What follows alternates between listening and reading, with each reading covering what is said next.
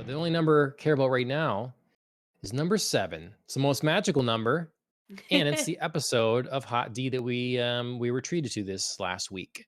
Yeah. Um, Coming off of episode 6, we were both a little cooler on that episode. Mhm. Or just we seem to both agree that it was the weakest episode thus far, and Yes. also the cast change episode. So, but yeah, episode 7, did it pick back up, or did it slide further down? I I think in some ways it definitely picked back up. Because this episode felt very, we are ramping up to serious conflict because we are getting our kids involved in our conflicts now in very real concrete ways, not just like whispers and telling them Yeah. stuff. It's like we had an all out kid brawl in Hmm, this hmm. episode, so we could see how, like, the parents' behavior is affecting them and setting up, um and we have spoilers up, so I'll say it straight out, setting up civil war to come. Yeah.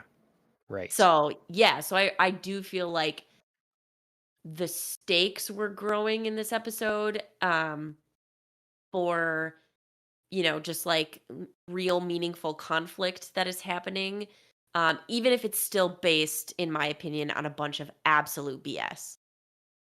Like, Okay. the root source of this conflict is absolute smoke and mirrors BS, but that doesn't mean that that can't have real ramifications as kids internalize this conflict and it grows and it creates incidents that are, um, more real to them. And I'm talking, of course, about, like, what one of the biggest things that happened in this episode is, one of Allison's kids lost an eye in this kid brawl. Yes. And so that to me Mhm. is something that, like, obviously in future conflicts, that's something real and tangible that you remember. It's not just like, I feel slighted by my friend because, like, they told a lie or they didn't tell me the full truth of something. It's like, no, I lost an eye, so, Yeah. you know, this is real for me now. Yep. Um, I saw an article that I didn't read. I just saw the headline, and I thought the headline was interesting.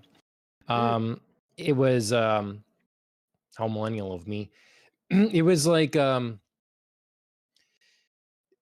show has set the stage and has chosen a side. It's like y- y- it feels like the showrunners have chosen who the good guys are and who the bad guys are. Do you agree with that? Do you feel like the show and the story, like at first there's a lot is moving, a lot of great characters, everybody is kind of on the same side. And then, like you say, we're leading towards this civil war. Is the show choosing a side? is the show choosing a side? Yeah. Ooh, um, I feel like a little bit because I know I've chosen a side, and I feel like the show is slanted that way, although not fully committed. But Mhm. definitely, yeah, I would say a little biased for sure Okay. in setting up, I believe, the Targaryens, the full-blooded Yeah.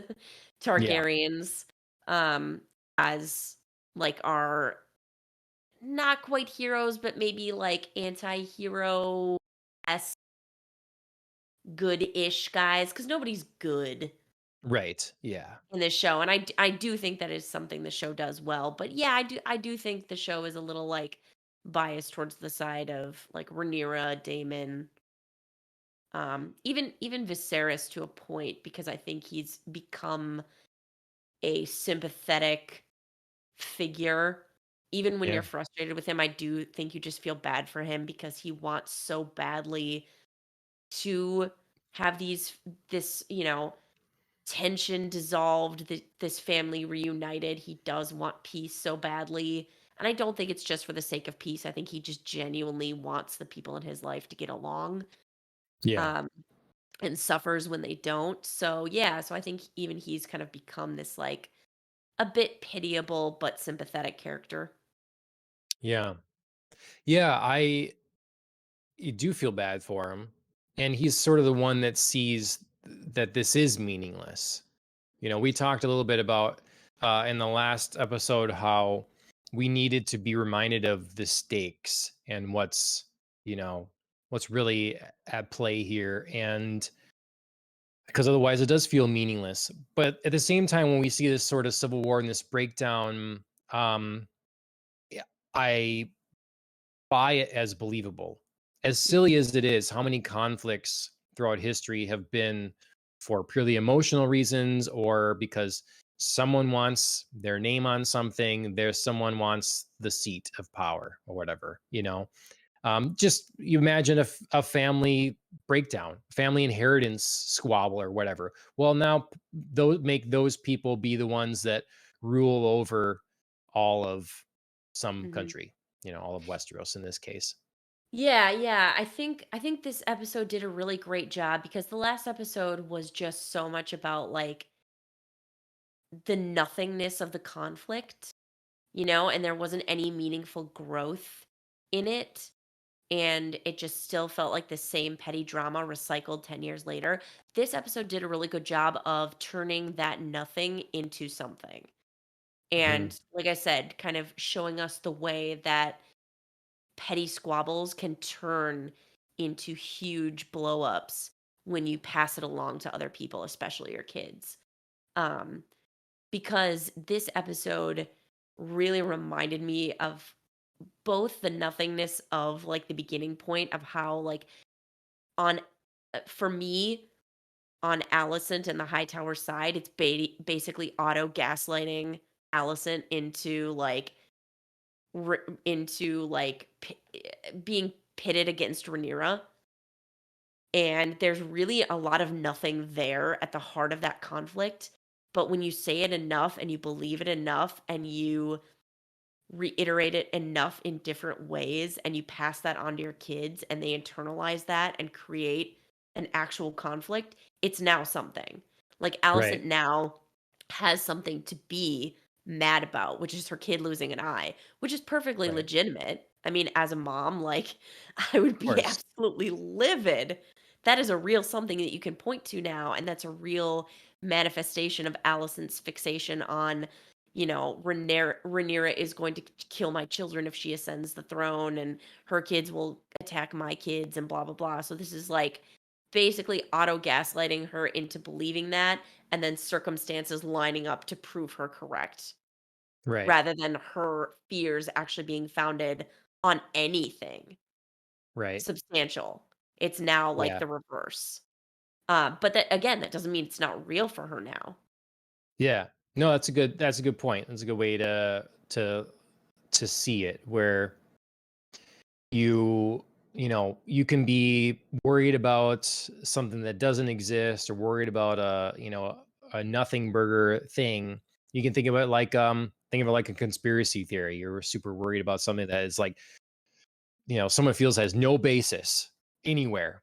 And then something happens that for of no consequence to whatever was supposedly happening before fits in well with that, With and that now it's narrative, yeah. real. Yeah, Mhm. now it's real. And so yeah, I hadn't looked at it that way, but I can see that take, and that makes sense. And she obviously needed that because she was going down, well, for going down this path, to continue down this path, she clearly needs those sorts of things, because for her to do something, though not intentionally, Mhm. so dark in the previous episode, um, or have that put on her anyways, Mhm. um, to keep going down this path and not eventually be like, no, this is too far, this is too much. You're gonna need those things to keep you a believer. So, Right. Right. Yeah, no, now that like this conflict has happened, she has what she feels is like legitimate reasoning for, mhm, future transgressions or actions or, kind of escalations of however large this gets. I mean, Allison can now point to this incident as like this is my justification here. Whereas mhm, before, I think as viewers, we were very much like, but it's nothing. Like, right, you know? And I do still feel like, in a lot of this episode, the origination is still nothing. And we're reminded of that as, every complaint that like Allison lays out during her kind of mini breakdown during this confrontation of like whose kids are you going to believe? Um and all of her like my life is a trap and I'm unhappy and all I have is my children. I mean, she blames a lot of that. She points to Rhaenyra as like the source of her blame because she's like, I got trapped in my life and Rhaenyra didn't get trapped in hers. This feels hypocritical. And so she fixates on like the fact that Rhaenyra isn't being punished for not doing like what was expected of her. But it's really all of this like anger and resentment and unhappiness with her life can just be literally laid at her father's feet Yeah. because And she Otto could is the have one who not. right She could have sh not. right. So yeah, so like Otto is the one who pushed her into Viserys's bed. So there's step number 1 that you can be, angry at your dad for sending a 15-year-old girl into this mess. And step number 2, like, be angry at yourself. I mean, don't hate Rhaenyra just because she was strong enough to be like, I don't gotta do what my dad tells me to do. I kind of want to do my own thing. And her dad was like, cool, okay. Yeah, it's Like, sort of I mean, Vernier lucked out a little bit in the father lottery of like him being more accepting, but also sure. like Allison could have had a backbone, and also that's not Rhaenyra's fault that she didn't. Yeah, to me, I see it as sort of a lesson in the need for balance because both women are now into positions that are trying and difficult for them, maybe at least in part due to, on Allison's case, the stick to order and obedience and what's expected of you, that just blindly go along with that. And then on Rhaenyra's side of like complete disregard for all of that, that really Right. like kind of wound her up into a marriage that, she's now has bastard children. So it's Right. like on both sides, they needed a little bit of, you could have taken a little bit of each thing. You're like, no, for Allison, knowing kind of where, hopefully, obviously she's young, so there's only so much you can falter, but knowing where to draw the line in my obedience and my duty, what's too far possibly.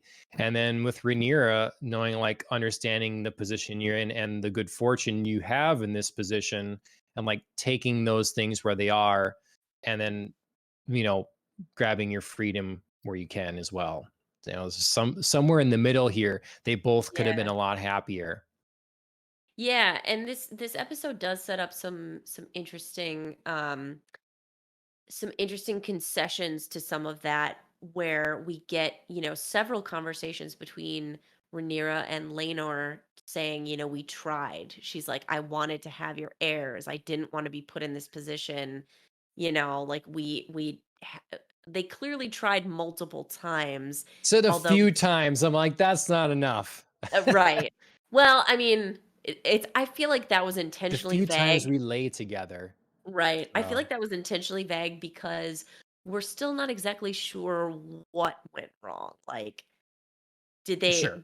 you know what I mean? Like, could somebody not Did the act perform? happen or not? Yeah. Right. Like, did they try and give up? Did they try fully and nothing was happening? Like, I mean, clearly, if somebody is not I don't know what you mean. You're gonna have capable. to explain. I don't Yeah, understand. right. Should I draw a picture too? Maybe use some hand puppets. Um, but clearly if somebody's not capable, don't mean to point fingers, but it's not Rhaenyra, because she's Mhm. clearly capable of, having children. Right. Um, Yep. but I mean, there's certain concessions that she could have made. Obviously they tried to what degree, we don't know. But after the first kid was, she tried with Harwin and was seeking her pleasure elsewhere.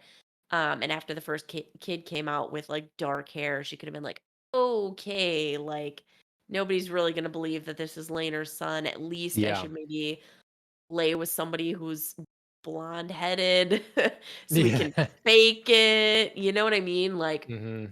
could have tried a little harder to pass off other children as Laenor's, Yeah. you know? Well, it's again like, it was a reluctant acceptance of the responsibility and the position she was born into and stuff. Right. And so it's kind of like the whole way, it's just not really having it. It was always a half Yeah. measure, you know. Yeah, I mean, it was a really smart thing to do.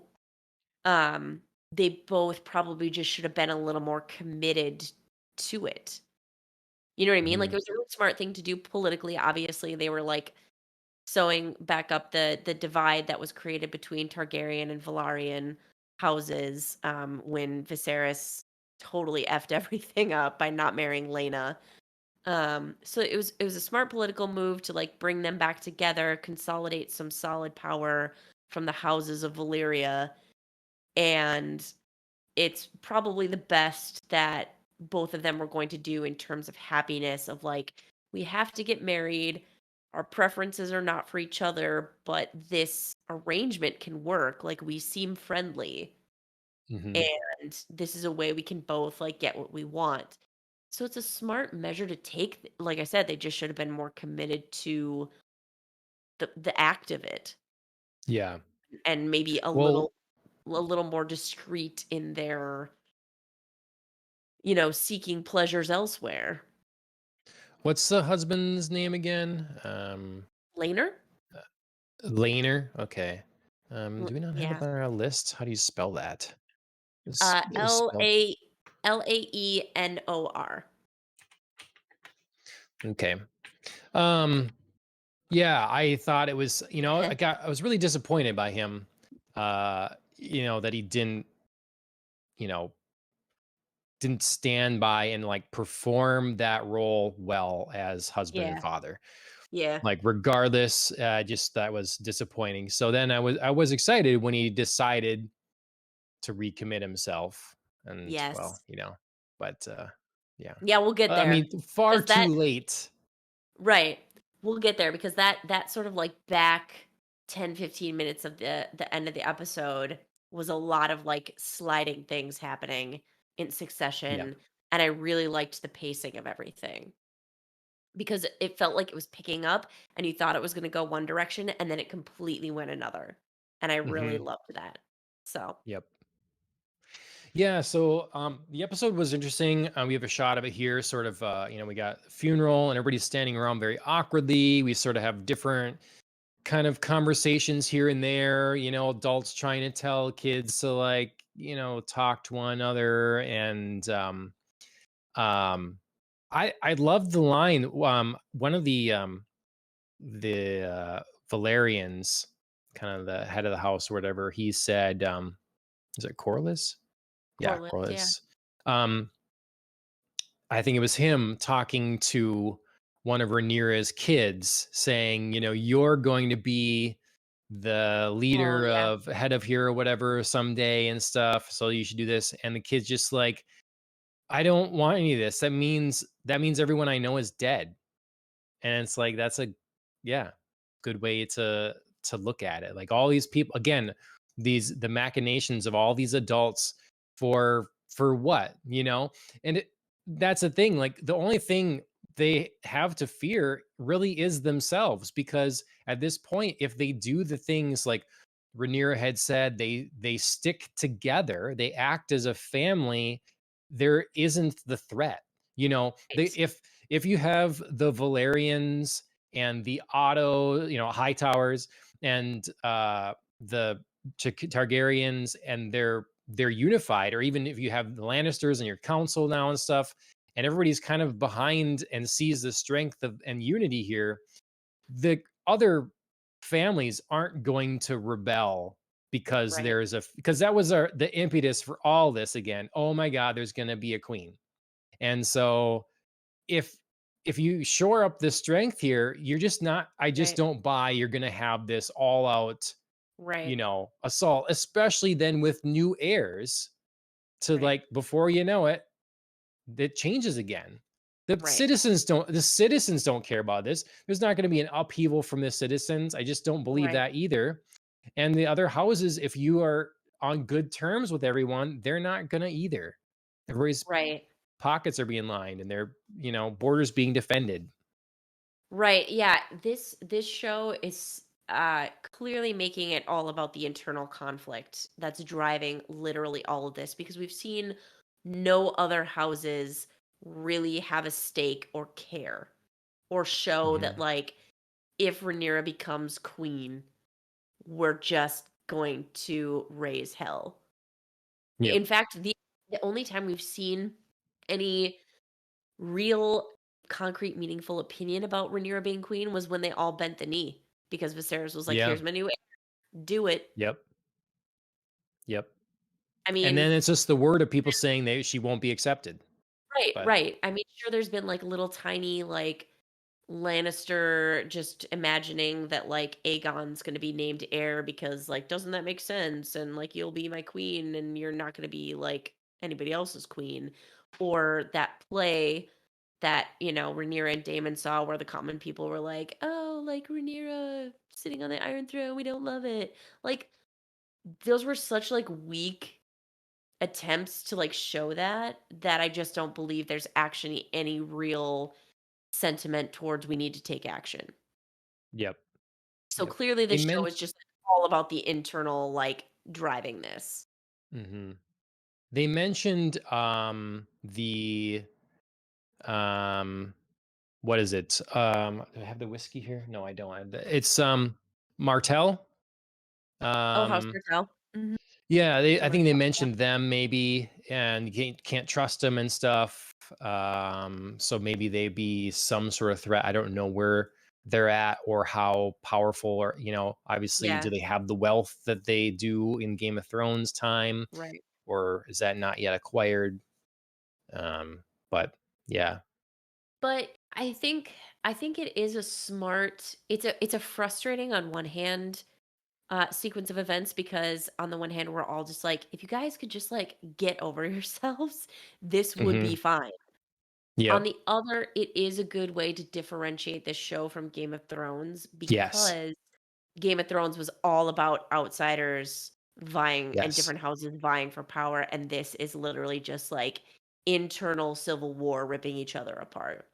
So it Yep. is, like, it is on the one hand a good thing, on the other, like, it does struggle sometimes then with a believability, because you're so focused on these families that it can be a little bit detrimental to not show some outside perspectives. Yep. Yep.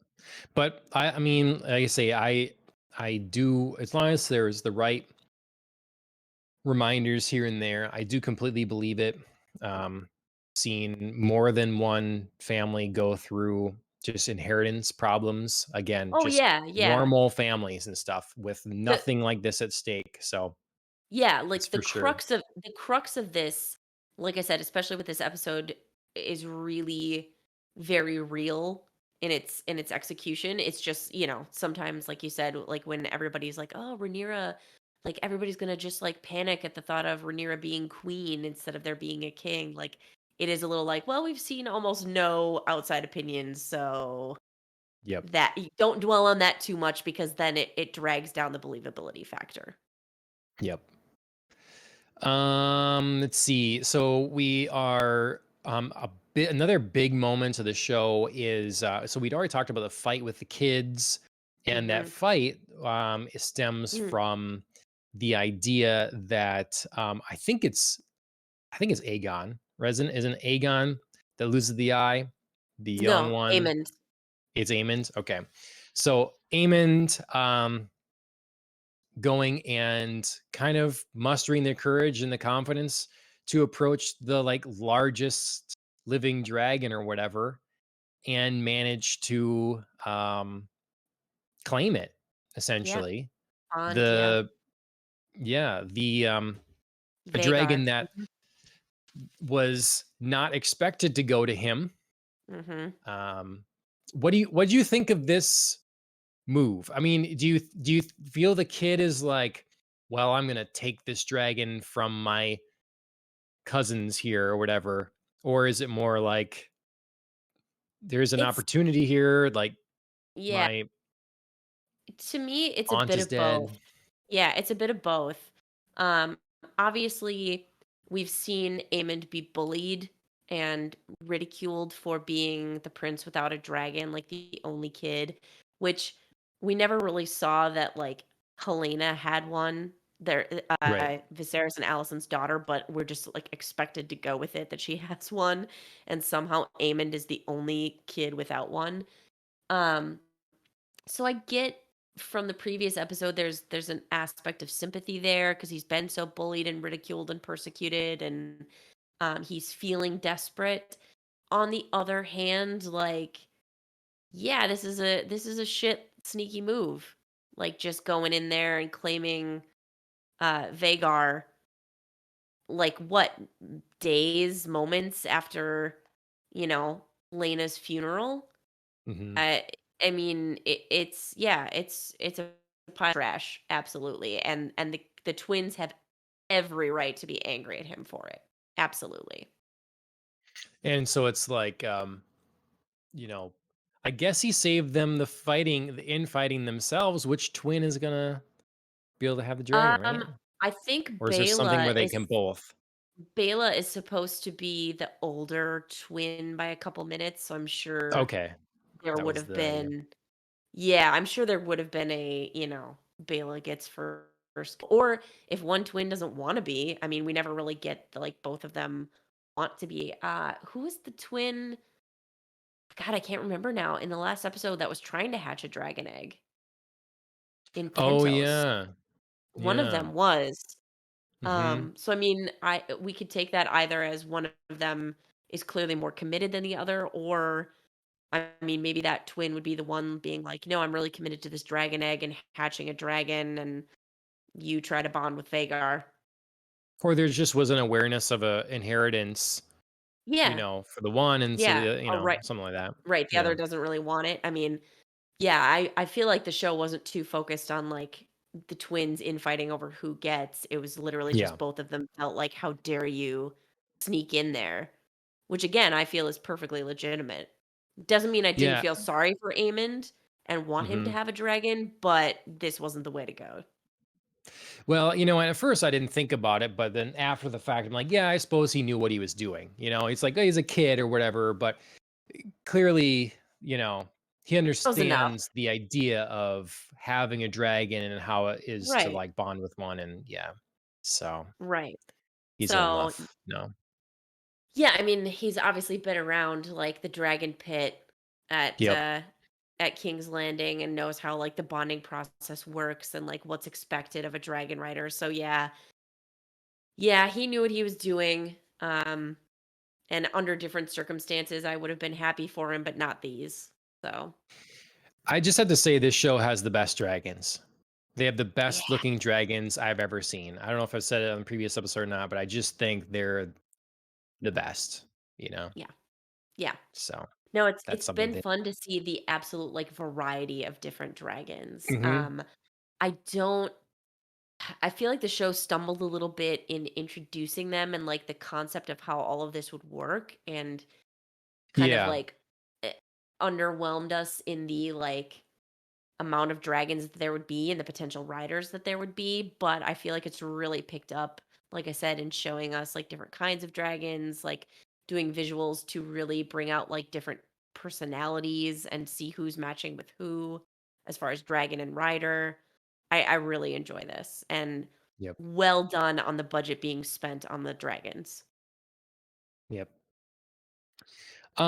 So while we're on the dragon, we talk about that scene and stuff. You Mhm. kind of alluded to it way back earlier in the show. A lot of people complaining about it on Twitter and such about the dark manner in which this episode Yeah. or large swaths of it were shot, similar Yes. to moments of Game of Thrones Final in seasons of this Game of later Thrones. seasons. Ooh, Yeah. yeah. So it's an interesting problem. On the one hand, I'm aware that people like to shoot in darkness and stuff for effects heavy things. They can kind of lean on it being darker, therefore you don't have to be as detailed and stuff. I don't know that that's happening here exactly. They suggest that it's a choice, And I know that I think IGN has a page to tips on how to mitigate and change this so you can see it a lot better. Um, I still have a problem with this because a person can I have 2 TVs that are pretty nice TVs, both HDR compliant, 4K HDR on both things, devices, like I don't have a terrible setup. And in fact, it's a pretty good setup. And I shouldn't have to go in and turn off HDR for watching your HDR compliant show because Mhm. I play HDR games all the time and they look great. There's all kinds of other content, movies and such that are HDR and they make their own choices in cinematography. And I don't have these problems. So to me, it is an odd thing. And you certainly shouldn't expect your audience to have to monkey with their TV settings in order to be able to see your show. Um, Absolutely not. it, I understand there's a difference. I understand on one side being like, well, look, we want to have, here's our reference monitors that we are using, and this is what we're doing to shoot our scene, and it's going to look perfect. Um, but by the way it's going to be broadcast or whatever, we know most people are barely going to be able to see it. Mm-mm. Um, yeah, it's not okay. We would have in school, there was a reason that they would put you'd have lines that when you're shooting something for television, you have to keep your important information inside of because Mhm. depending on your television and at the time rounded CRT screens and stuff like that, a lot of information could be lost or cropped out. So you don't get to just say, well, I'm going to put something important on this side and Mhm. then, well, I'm sorry you can't see it because your TV isn't as good or something. Right. You have to be considering that. So there's just this needs to be this balance between you don't have to make content for the least like worst television set or something, Mhm. but you also can't expect the perfect settings of your $10,000 reference monitor you're using as well. Mhm. Yeah, yeah, and I think there's something to be said about certain scenes being like okay darker than others. Like things that really didn't bother me even though like the screen was so dark, like Eamon's nighttime ride on Vagar is on the whole a dark scene, but they played up the enough moonlight angle to like make it watchable. You know what I mean? And I get that there's a commitment to realism, like Damon and Rhaenyra's conversation on the beach is like happening at dusk slash night, whatever. Like I get that in real time you wouldn't just be like carrying a torch around so that we Right. can conveniently see the episode. Whatever. Like I totally get that. But like there are ways that you can figure this out. And if you Yeah. want some scenes to be more believably dark than others, again, I'm gonna mention the nighttime dragon ride. That to me was fully believable. I had to strain a little bit, but also it felt like, like I was on Eamon's journey of like I'm in the dark. I'm on, it's at night, like this huge dark dragon, this huge dark night. It all sort of worked, and there was nothing that I felt I was missing in not being able to see the fine detail Hmm. because the essence of that was he's on the dragon, and I got it, and it was Sure. fine. Whereas, like, Damon and Rhaenyra's conversation, like, I wanna see facial expressions here, people. Like, I wanna Sure. see the finer points of these 2 actors playing off of one another and what nuance and meaning that gives to this conversation right now. I'm missing something here, and I'm frustrated Right. about it. So, yeah, pick your moments. Like like I said, it's not unrealistic to have darker scenes and have things be, a little smudgy, whatever. But you can't just shoot half an episode this way. Hmm. You just can't. It's just unconscionable. And this is why this is blowing up on Twitter right now because people are now frustrated and upset and they're like, "We thought We got over this with Game of Thrones. We you know what I mean? Like, we all Yeah, blew up about it during this, and how did you not learn your lesson? So there's no right. excuses for this crap right now. I wonder, because the other thing that strikes me is it's not crushing the blacks. It's like not even getting that. It's just monotone dark, It's nothing. you It's know, just nothing. Yeah. because it reminds me of back in the day when they would fake nighttime shooting in movies. Yeah. They're shooting clearly in the day, but they're putting filters over the lenses and stuff to make it look blue and stuff. Yeah, Day Mhm. for Night Allen says. That's what it looked like. It's like, so you're not getting any contrast anywhere, Yeah, you get so it's nothing. just flat. Yeah. And I don't know if this is again hiding special effects, if this is prioritizing for only the specifically calibrated type of viewing experience in the dark that they're hoping for, or if this is this actually a choice, or is it for the effect? I don't know, but because I'm not ready to sit and believe them for sure. Oh, this Yeah. is our cinematic vision that we had.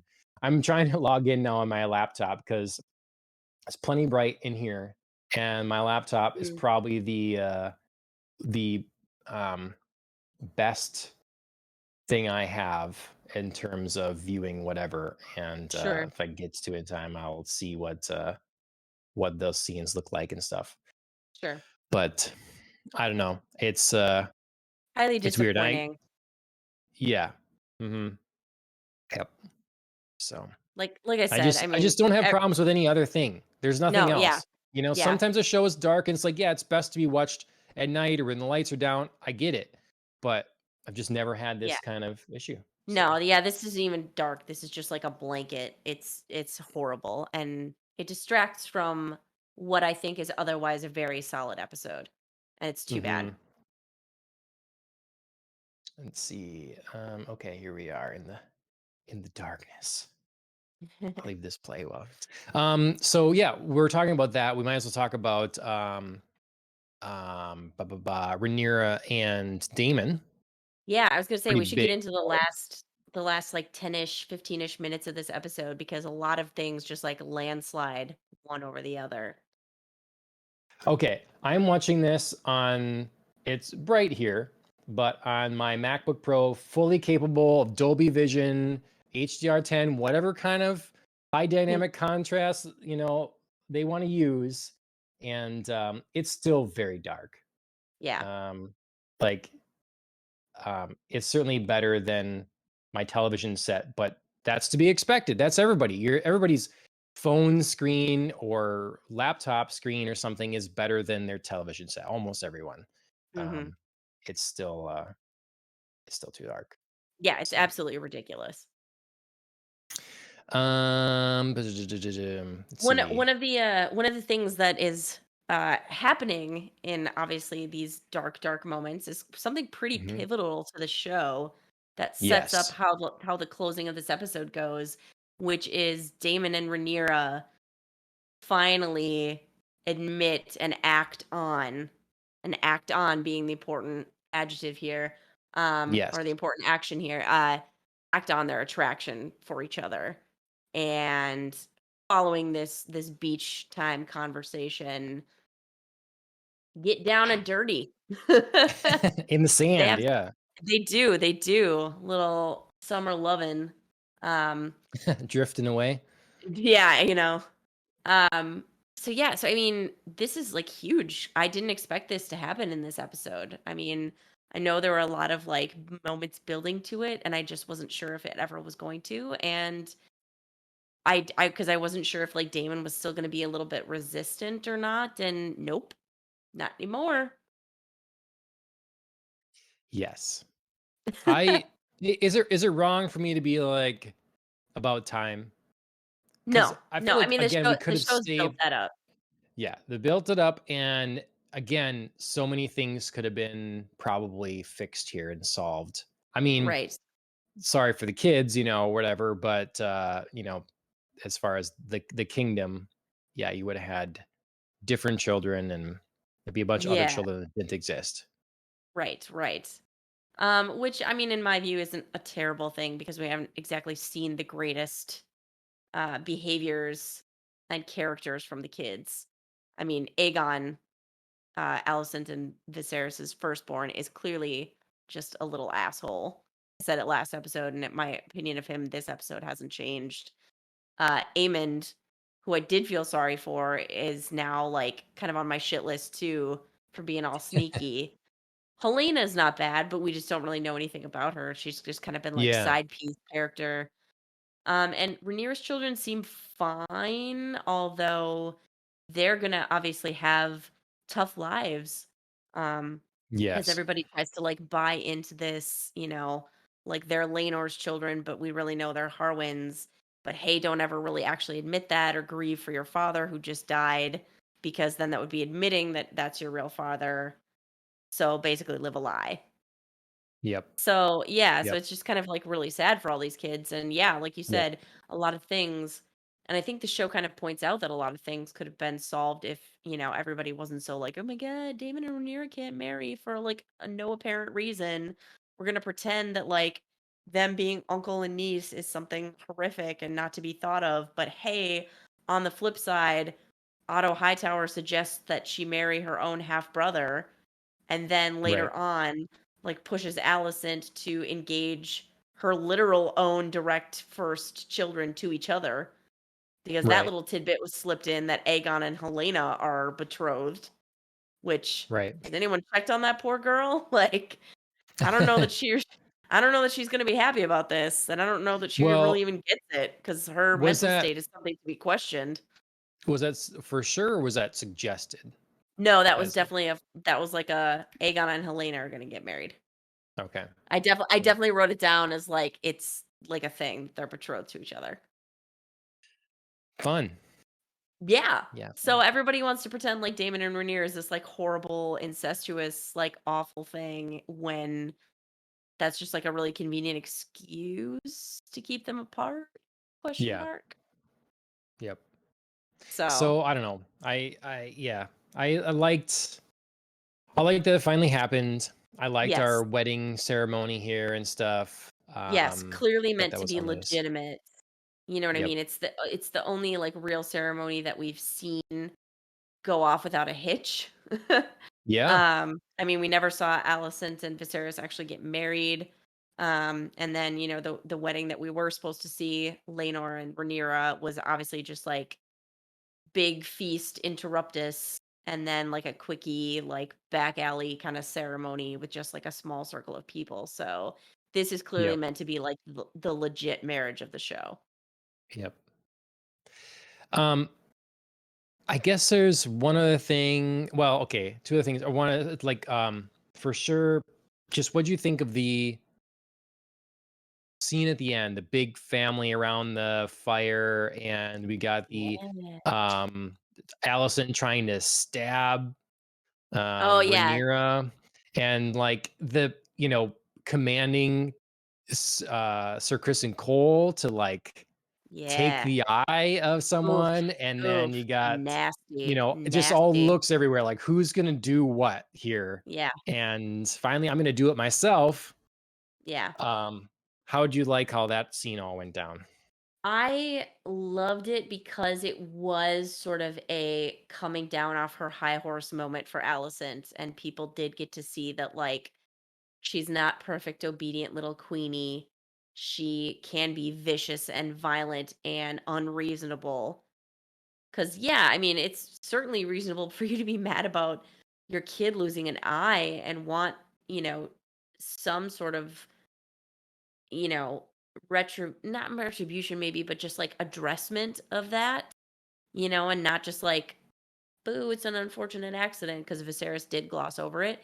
But at the same time, like ordering a grown man to go take a small child's eye, Yeah. that I think for a lot of people, pardon the expression, was very eye opening in terms of seeing, aha, I told you the puns, man, they get me.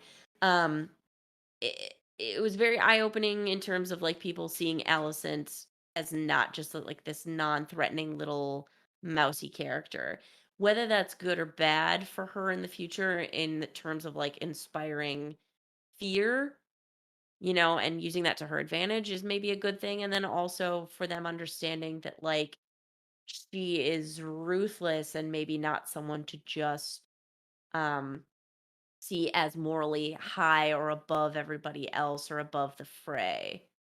You know what I mean? Like she Yeah. just sort of had a reputation for like, let's, come together and be peaceful and I'm a good, dutiful little wife. And now everybody's like, whoa, like she tried to Yep. get her knight.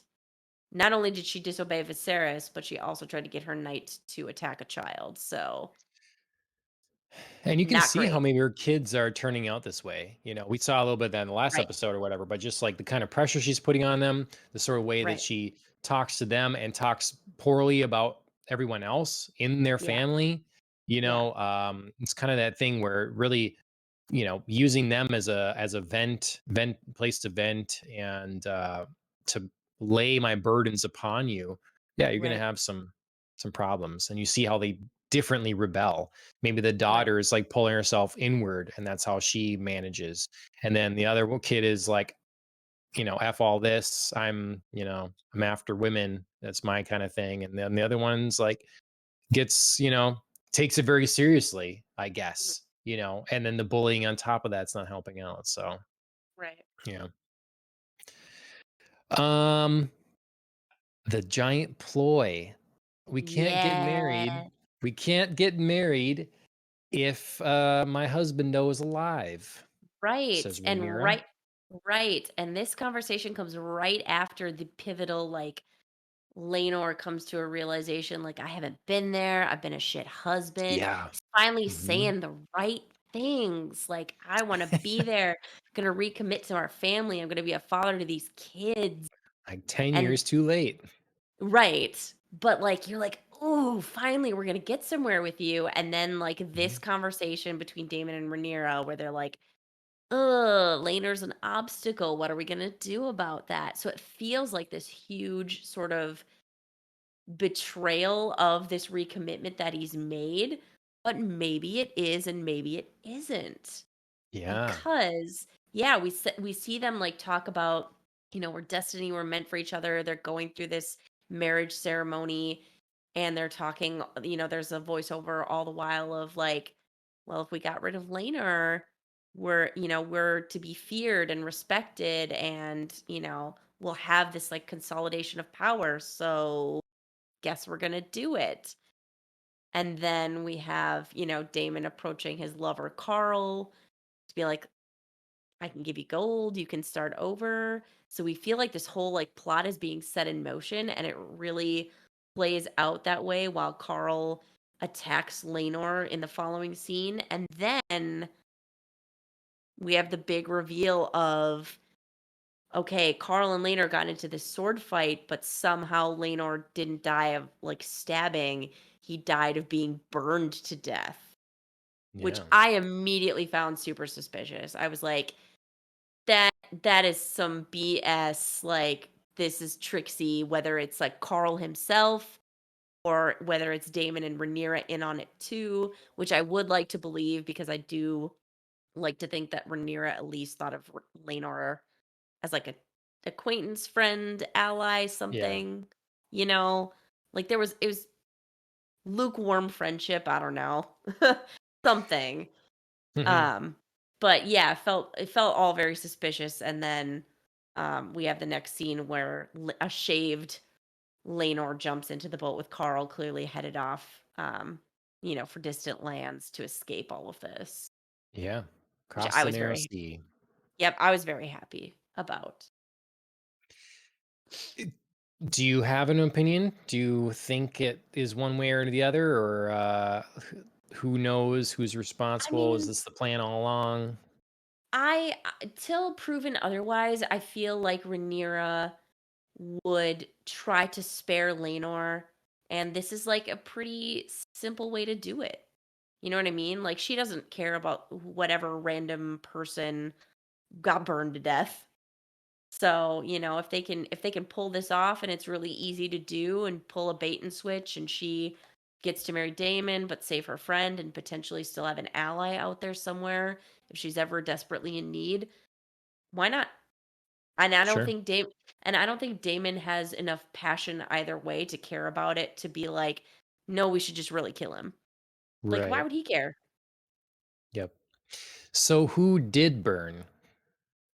Some rando guard, probably. Yeah, right? Yeah, I guess, yeah.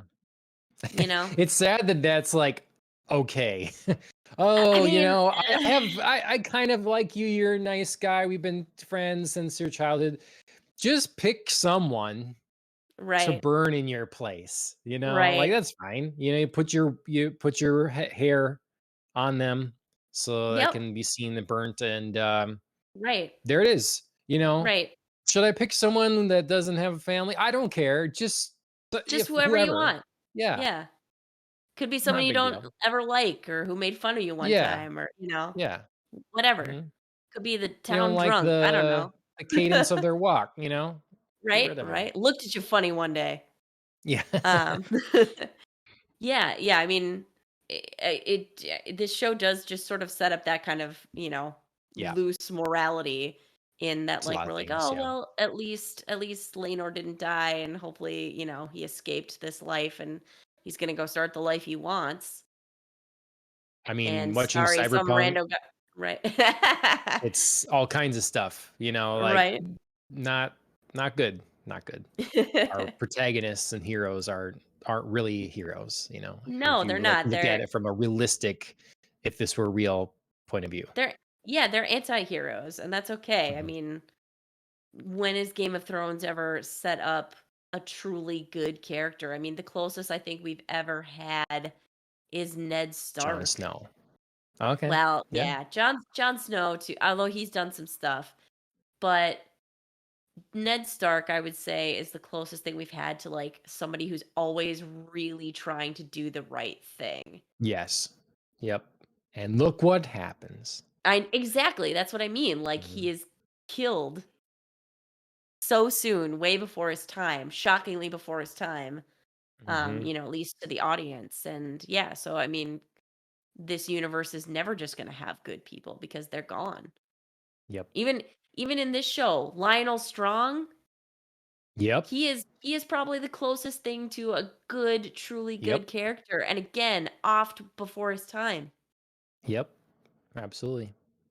So Way of the yeah, world. we're never here for the good ones. We know that to survive, we have to have moral shades of gray in our George R. characters. R. Martin took only the good die young to Yeah, heart. very seriously. So, yeah. Well, anything else to be said on this House of the Dragon episode 7? Um, no, I don't think so. I mean, the only other thing that I think there is to be said is, um, we definitely see Allison take some steps into doing possible further dark deeds. Like at the end of the episode, we have Otto being like, "Man, you really proved to me that you're in it to win it." Yeah. So I feel like there's a very dark promise of respect and acceptance that she's going to be after from her dad. That's going to Mhm. lead her to do some things, and then, Laris offers like, "Hey, Yep. you want an eye? I could go get an eye," and she's like, "I'm not there." But pause, because Yeah. later Yep. I could be there. Yeah. So Yep. I've yeah, I got your just feel number. right, exactly. Like I'll call I'll you. call you. Yeah. Yeah. So I just really feel like I said this episode took us further into actual conflict, and I think it that's what the show really needed.